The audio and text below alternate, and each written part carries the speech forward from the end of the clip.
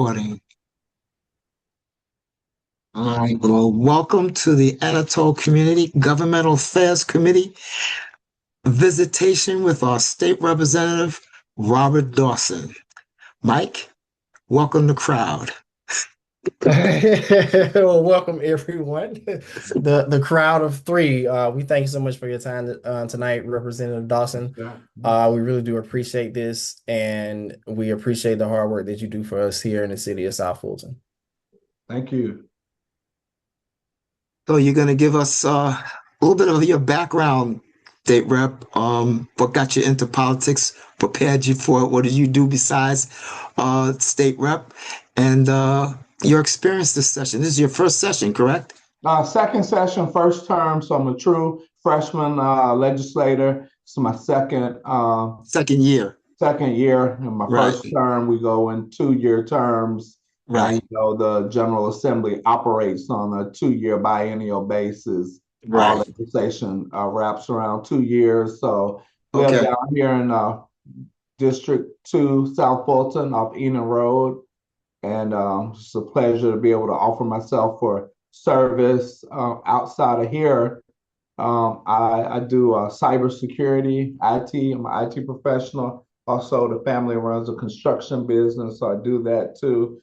But really just try to keep up and be super up to date with what's going on locally. I love to serve. When I was growing up next door in Birmingham, Alabama, got a lot of help from the community, neighbors and family members in the community. So I feel like this is just my way of giving back, right? Cool. So what was your expectation for your first 2 years under the Gold Dome? And then how did it turn out? Did it meet your expectations? Well, you want to hit the ground running. There's a lot of things, I had planned in terms of my platform and my campaign promises. So you go down there, you're highly motivated, and you realize that you're just a finger on a hand. When the hand has a lot of fingers. 180 other representatives in the Georgia House of Representatives, 56 senators, plus the governor and the other constitutional officers. So takes a lot more collaboration than I thought. It's a slow glacial pace of progress, even though everything's moving fast. I'm drinking through a fire hose. Those session days, we meet for 40 days straight, not consecutive, but 40 days between January and April. Just finish that up for the second time. So that's all fast. You got a lot of information, a lot of people coming at you, but the actual changes that you impact in getting a bill through, it's just a slow, iterative process that I'm still figuring out on the job training. If you want some on the job training, run for office, you'll get it,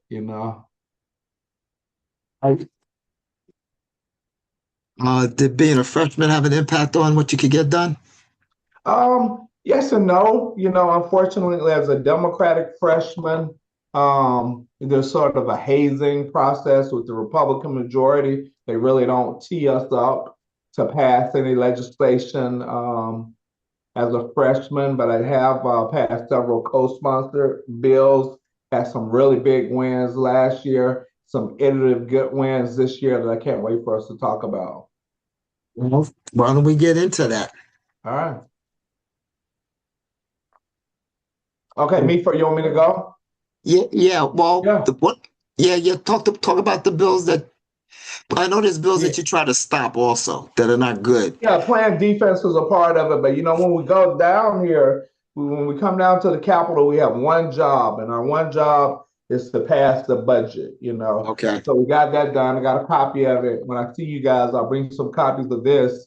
In Georgia, we're blessed. We see what's going on with the economy, gas prices, all of that. But when it comes to our budget, we're blessed. We're one of the most successful states in the country. We have a $76.5 billion budget here in Georgia. Billion with the B. Yeah, 38.5 of that is state funding. And then there's another 38 plus and some change of federal funds. So that's really the one thing that we have to do. We did that. I've been learning that process, following the money, realizing how it works with the eye on trying to bring some of this bacon home for our district and our area. So that's been a good experience. And with the budget, we're also blessed and financially sound in that we have a $14 billion reserve. You got $14 billion just sitting there in the bank account in case anything happens. And we also have other rainy day funds. So just happy to report that financially, we're in great shape as a state, but I'm concerned and I'm working hard to bring the money home to us, to our area. Not enough money coming dedicated to our areas, and there's a lot of things that we need and we could use. I have a question about the budget. I know it's a popular thing going around now with a lot of states trying to do away with property taxes. If that were to happen here, how how much would that affect the budget and that nice rainy day fund we currently have? Yeah. So, you know, getting rid of the property taxes, there is a movement, and there was a bill. We did pass property tax reform. So let's just segue. Let's talk about property taxes. It gets complicated. So let's try to silo it out so we can follow Okay. it, get some good information out. The first thing was last year, I was a part of a bill for Fulton County that I'm very proud of. And we also did it for Coweta County.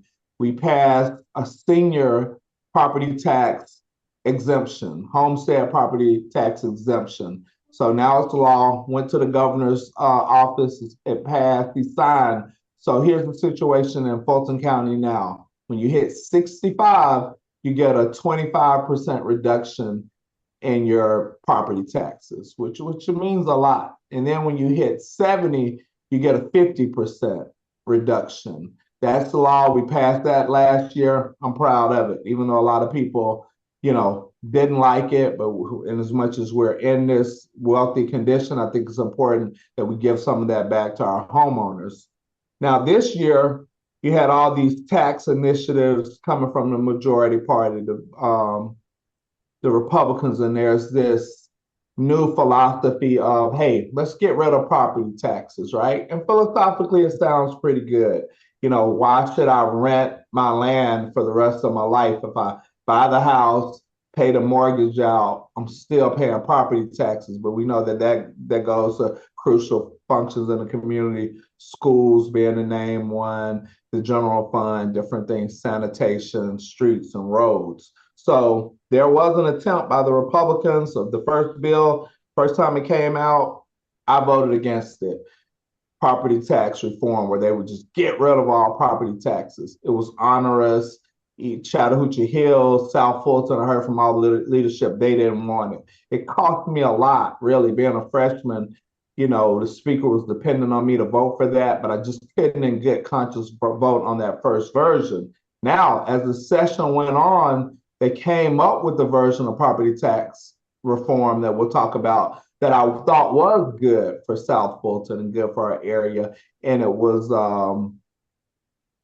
good for the homeowners, so I was for it. And then I learned a lot. It's almost like a family conversation because I learned there's great things about what's going on in our city. There's bad things. But what I learned is that we weren't paying enough attention and that the city managers, a lot of elected officials across the state, they just need that money. They're trying to bring the money in so they can keep their cities running.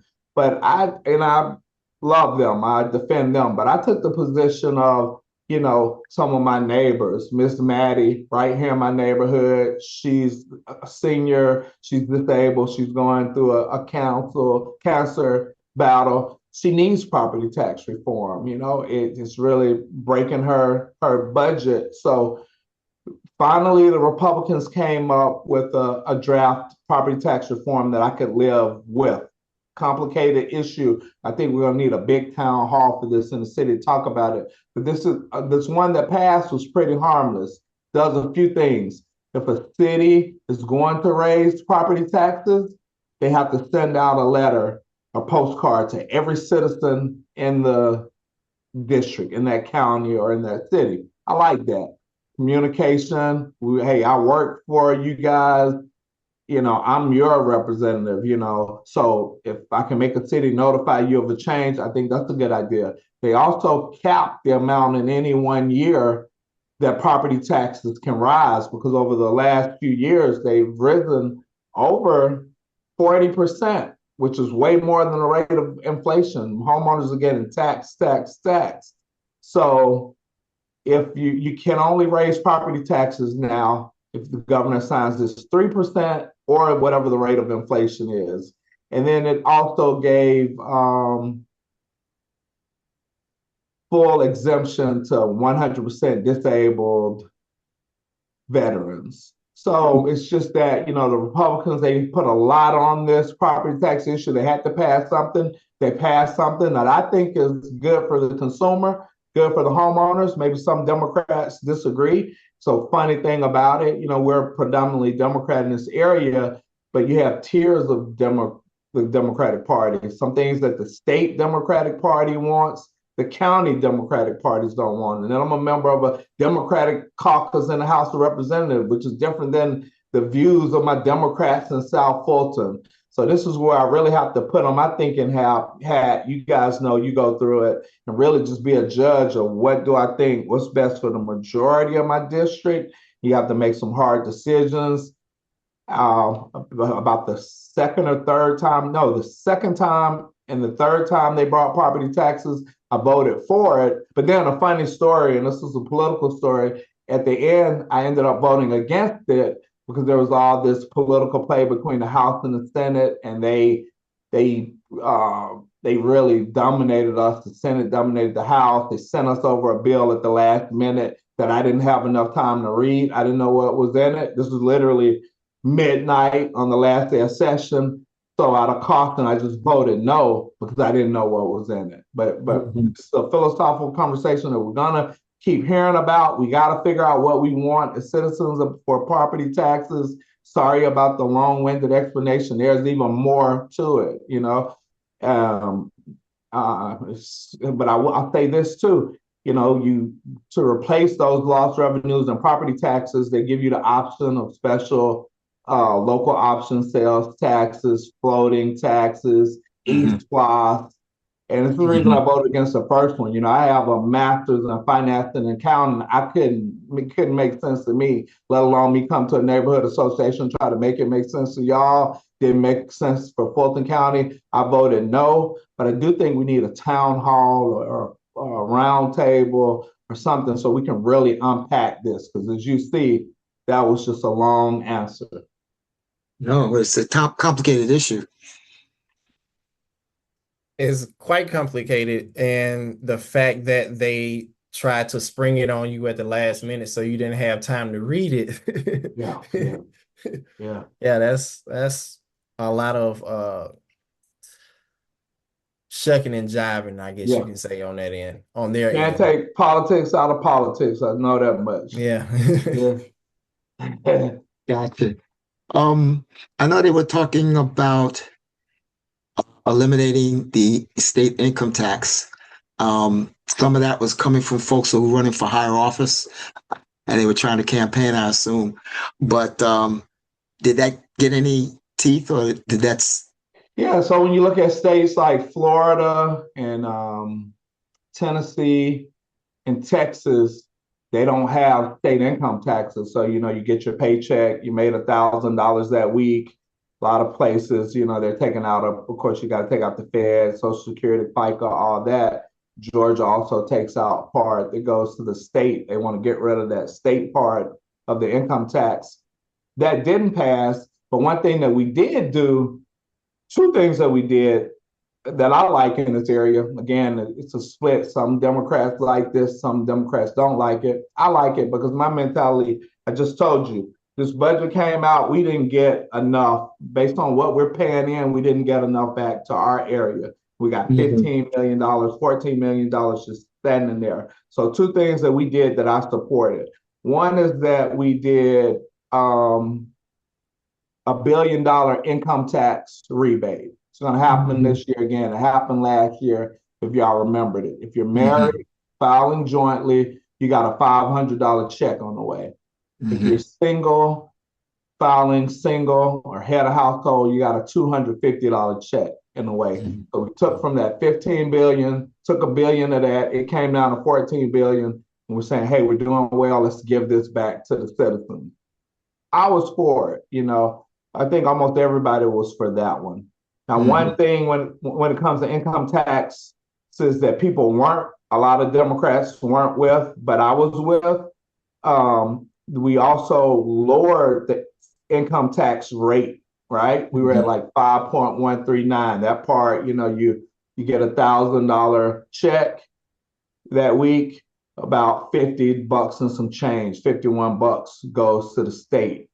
Well, we lowered that so that instead of 51 bucks going to the state, it's going to be like 48 bucks going to the state, a 1 point reduction. And then the law also over years means to drive that income tax rate down to 3.99. I'm a fiscal conservative. Socially, issues of the Black community, I'm all the way progressive. But when it comes to the money, I'm just a practical guy. And again, if I can take any relief off of my voters in this economy with the sky high cost of groceries, gas, all those things, I was for reducing the income tax rate. Now, some liberals feel like this is what they don't like about it. They don't like it because it's a reduction across the board. So of course, if you make a 20 million a year, you're going to save more money than the person who makes, you know, 50,000 a year because you're lowering everything by a percentage point. But my thing is, you know, no one's going to get into the just say, hey, if you make this much, it's too complicated. Let's just give a across the board cut to everyone. I'm okay with that. I think that's fair. And while we're talking taxes, we also had House Bill 1199, where right now there's a 60-day suspension of the gas tax that we're in the middle of right now as well. Right. Yeah. So thanks, y'all. Thanks for your patience as I'm answering these. I feel like I'm long-winded, but I don't know how No, to no, no. get it. Okay. No, that's a great answer. I It is. mean, working as a representative in legislation is gonna be long-winded answers because y'all have to do a lot of work. Yeah. Yes. It's detailed. You're always studying. It's a busy job, let me tell you. I know, I know. So tell us what committees you serve on and what agencies or parts of the government does it affect? Thank you. Thank you. Yeah, I started out, I was blessed this year. I got another committee added to my kitty. So I'm already slowly moving up the totem pole. Like one of my favorite committees I'm on is Agriculture and Consumer Affairs. Agriculture is the biggest business in Georgia. And then it's not just agriculture, it's consumer affairs. So whether it's something to do with, you know, recurring subscriptions coming out of your account, and we're in the middle of this whole hemp and medical marijuana Mhm. conversation, hurricane relief, all that. So we have a lot of in my district, there's a lot of farmers, even in South Fulton. So a lot of Right. legislation towards that. So agriculture, consumer affairs, I'm also in intergovernmental coordination, that kind of like what you guys are doing now, the Governmental Affairs Committee. We find out and we talk to every local government. They come to us if there's charter changes, anything they want to do. I like Mhm. that committee because I'm getting to know more of my neighbors in Georgia, more of the government officials from all over. I'm Mhm. also on information and audits, which is really a sort of a zombie committee. We never meet, we don't do anything, but I like it because I get all these reports. You know, every time I look up, I'm getting an email about an audit that's happened or some Mhm. type of accounting or grant issue. So it keeps me in the know, even though Mhm. it's not like a high profile committee. And this year Mhm. I got added to a very, very, very, very, very important committee, energy, utilities, and telecommunications, where the whole data center uh, Oh, oh, yeah. issue is being argued in this whole thing about electricity rates. So, Right. and last year I was on a study committee, a special study committee during the summer on red tape in the schools, and I got to learn what's going on with the testing 70% of school children in Georgia are reading below grade level, which this is a huge crisis that we're working to address. There was some legislation this year. If we have a chance, we'll talk about it. But that was a aha moment because I found out, and I really need y'all's partnership. We need a meeting like this or hearing in the community that I find out that a big problem with those low test scores is not so much the aptitude of the students or the effectiveness of the teachers in the school, is that we're using this old testing protocol that's very hard. It's funny, when I was on that committee, I took the third grade English test, right?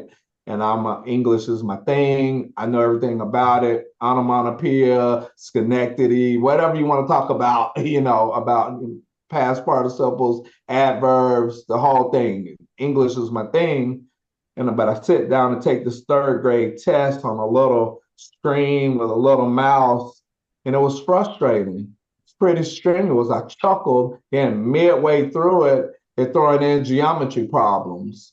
So imagine, okay, no wonder the third graders aren't doing well. This test is crazy, Wow. So much you discover, man. We have a lot of Wow. work to do. Yeah. Wow. I got you. I got you. Mike, you have a question? Um, well, I mean, he kind of threw me off with that test right there because I don't think I could have passed it either. Tell Right. me. Uh, let me come back to it I'll give you because some good news. I'll give you some good news. So we discovered okay, that yeah. last year, and the Speaker of the House, he passed H bill. We passed H bill 1193. It was his bill, which will hopefully address this. This is the Georgia Early Literacy Act of 2026. It's going to strengthen literacy rates. Every school, K through 3, every elementary school is going to have a literacy coach in the school. And we're just doubling down and focusing on literacy. I think this is a part for our community, the Black community, and also Democratic voters to rally around this legislation, because this is just a level playing field. They're putting the literacy coaches right in the schools off Stonewall Tail, just like they are in Alpharetta. So we need to get those resources to our students and improve this literacy thing. So I just left the capital of the day. There was Georgia Pre-K.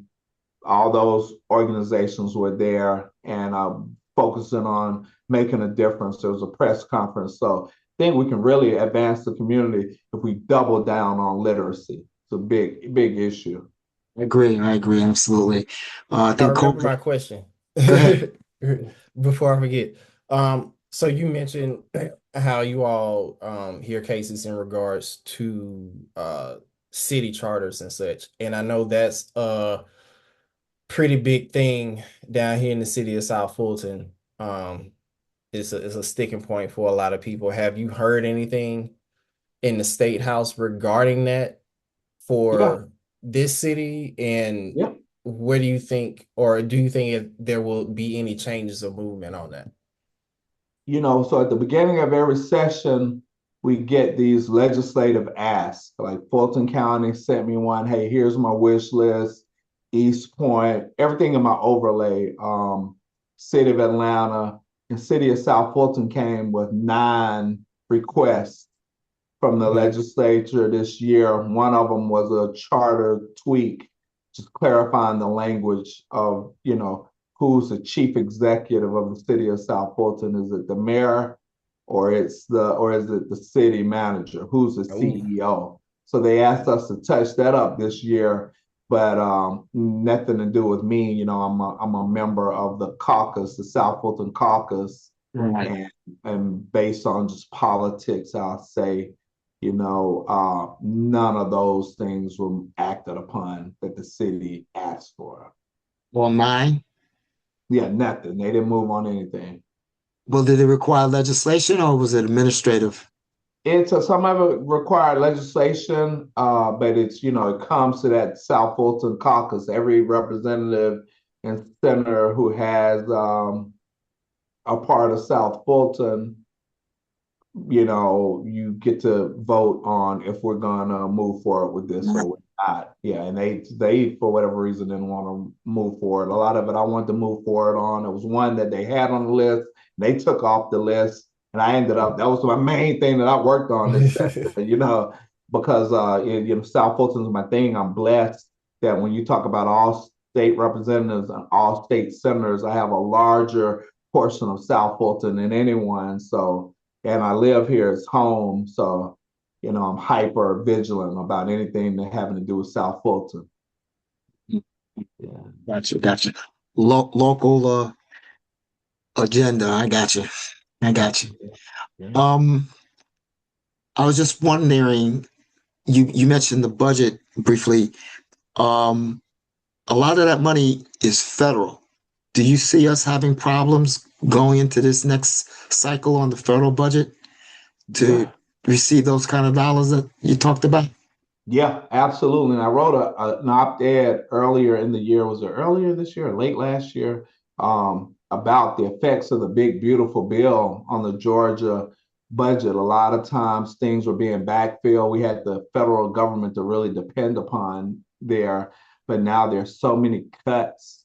We even went through as a state trying to regulate our SNAP supplemental, food stamp program and WIC programs with what the big, beautiful bill is calling for.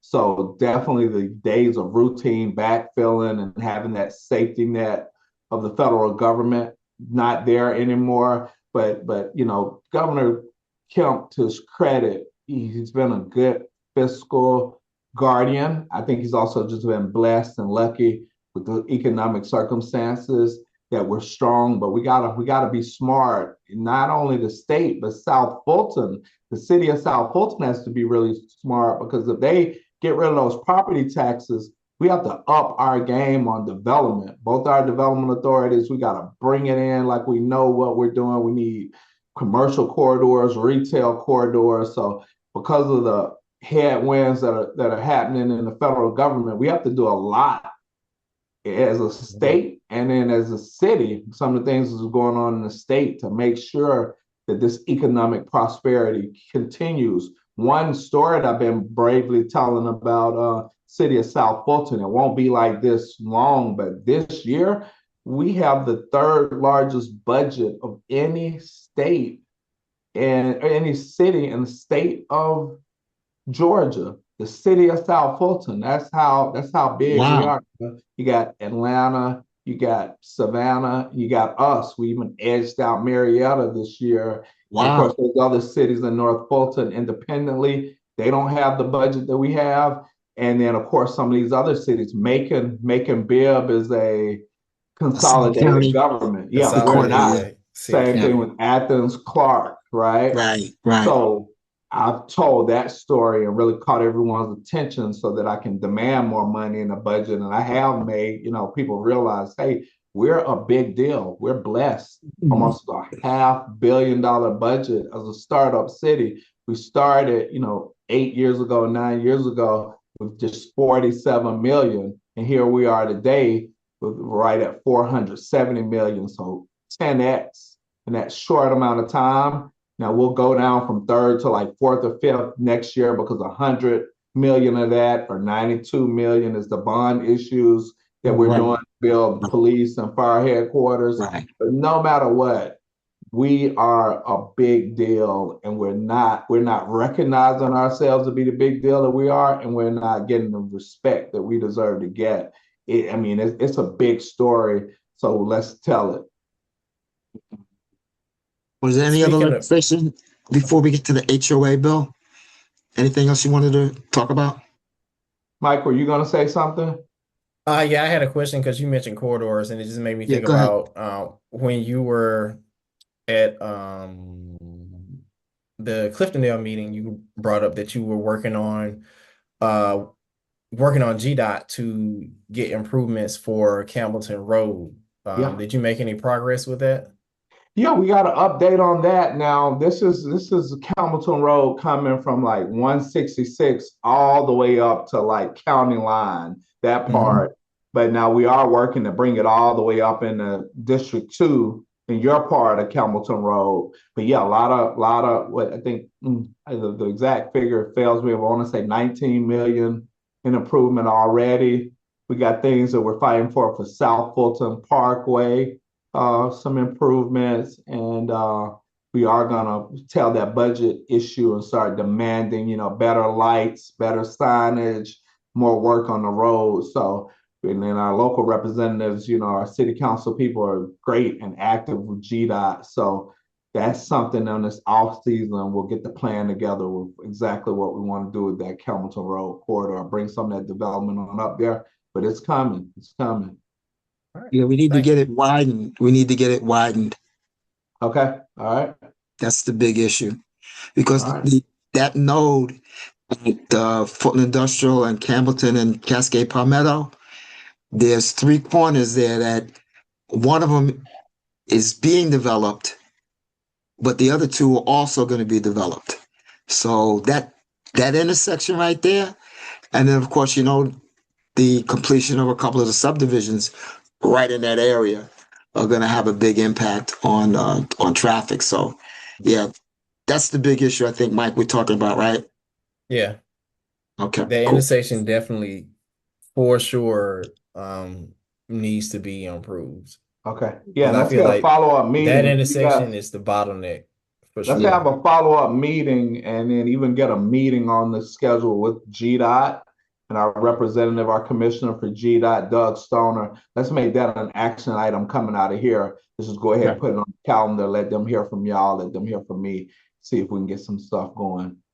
Thank you. That sounds good. Yep. Appreciate it. Why don't we tackle the HOA legislation that hit? I got a summary here for you if you want to go over some of these points. Yeah, and as we get out of here, if you could move it over to the right a little bit, it's cutting off on the left there. Hold on. Yeah, is that me? It could be my view though. Let me see if that's my view. Yeah, I got it pretty well open. Yeah, that's my view. That was my view. Yeah, Okay. so we had so many people working on this, Senator Dunn James and then Matt Brass, but it's almost like the data center issue. There were over 20 bills on the data center issue this year, and nothing got done, nothing passed. And there were so many bills about homeowner association reform. Nothing got passed, but this finally got passed. And I don't know if you're sharing your screen or not. Kind of breaks down the way it works, and that now there's an accountability measure where you have to register HOAs with the Georgia Secretary of State and also submit financial statements. I'm glad about that. That way the HOAs can't rule with such an iron fist. They have some oversight on them. And then there's also powers that the Secretary of State has that it can, he or she can execute against those homeowners associations. And I meant to say, this doesn't just apply to homeowners associations. It also applies to condo associations, and it also applies to POAs as well. Oh, okay, good. So just giving you some oversight and a administrative protection from the Secretary of State, the homeowners who feel like they're being wronged, and also raising some of the thresholds of how much in fines and fees need to be run up before you can, start leaning and doing those things for unpaid assessments. For the threshold. Yeah. I think the big issue was the overzealousness of some of the HOAs in terms of how they were being managed. Was that the big issue? Yeah, and let me tell you, this cycle right now, I had a call last night from a young lady who's running for State House, and there's a gentleman running for State Senate, and they are running because they got involved with this issue, and they were so frustrated with the bad things that were going on with these homeowners association, and they decided, hey, let me run for office. So it's been a big issue. It got really crowded, so I didn't come in. I thought it was being handled well by the representatives and senators who were working it. So of course I voted for it. I supported it. I was there when they needed me. but it wasn't, I wasn't on the front lines of this battle, but it's a good battle needed. I go through it with funny. I got something from my HOA right here. They're jerking my chain about a tree I cut down just today. So I'll have to see how I can protect myself, using this new law. Save them off until the governor signs it. Yes, yes, yes, yes, yes. Well, I listed for our viewers when we get a chance to broadcast some of the items that are included in the bill. Um, Mike, did you have any closing questions? Um, I mean, no, we covered pretty much everything that was a main concern to me. Especially well, most specifically property taxes and Campbellton Road, working with trying to get GDOT to do some work down here Hmm. and not neglect us because they seem to work in North Fulton just fine Yeah. all day, I every think we day. need to work So on this. Yeah. I want to get that meeting going. I think we can make a serious impact if we follow up on that and just get a project. You get a project started for our Kelmerton Road. yeah. Yeah. So that would be in the next budget then. Well, GDOT has rolling funds, Oh, Yeah, they they got have rolling funds funds. for all the different zones and nodes. So oh, we need to find out how all that works, though. okay. Sounds good. Yeah, I know that the developers on that corner with the apartments and the commercial space are very interested, in that work that being done. Okay. Yeah, a couple of things I'll add just before we go, just to make sure Sure. I hit everything. I had a David versus Goliath fight that I fought. I didn't win this year. I'll be back with the legislation again next year. And it's not so much that they defeated me. The clock just ran out. I ran out scoring. We were working on the development authorities, strengthen our development authorities here, because if we don't get shovels in the ground and start building early and often and building the right things early and often, we're going to be in trouble. So, and I'm going to go on a tour through all the cities to their development authorities and strengthen them. And even the board that you're on, Mr. Dunn, we just have to step up in our A game. I told the city manager already, I want all of our boards and our board members to have every resource, training, meetings, books, whatever y'all need, because you're doing important, meaningful work. Another bill that's a passion project for me that passed this year. Got to get the word out on the community. I'm proud. I wrote the legislation in the House. I was the first author of it, but because of politics, they went over to the Senate. That's a different story for another day. But you know that our area, Fulton County, is a front line of the HIV epidemic in America, and it really keeps me up at night, and it's so preventable. So we passed some meaningful legislation that I did. I wrote that bill, and then they took it in the Senate that allows pharmacists to be able to prescribe medication that can cure and prevent HIV without a doctor having to prescribe it. So that's law now. I didn't get credit for it, but just wanted the record to reflect that it was my legislation, and that is something we really got to get out into Yeah. the schools and get the word out, address that. I see myself focused a lot on public health issues for some reason, just by happenstance. Got a couple of disability issues that I'm working with the disabled community, which is a community we shouldn't forget about, because that's the only minority that any one of us can join at any time. Doesn't matter if you're male, female, black, white, young, or old. We could all be disabled, God forbid, at any moment. So I think that's something we can find common ground on, right? No need. Yeah. That shouldn't be a left or right issue. So I got a couple of disabled issues that we're focusing on. There's an increase to maternal leave for state employees, a lot of retirement benefits for state employees, and then also this insurance affordability. I had legislation last year that I proposed on that about these auto insurance rates. And now the majority party, taking that step too. So a lot of times things that you're just a philosophical leader, you put the idea out there, people know it's a good idea, even if somebody else takes it and run with it, hey, Yeah. at least it's getting done, right? Right. Yeah. As long as it get done, we can't get too caught up on, who gets the credit. That's right. But I say that too, but I want my credit too. Y'all work hard, I want my credit. But Well, we then won't get too caught up on it. yeah, then you got to flip some seats so you be in the majority, so they stop Amen. stealing our good legislation. Amen. Amen. Amen. Amen. And then I just wanted to tell the people I got a newsletter out there on my website. It's just robertforgeorgia.com. If you visit that, robertforgeorgia.com or Robert for Georgia on all platforms, we can be together. I'm trying to write a little more, publish some stuff. See, I send it to you sometimes, Rodney.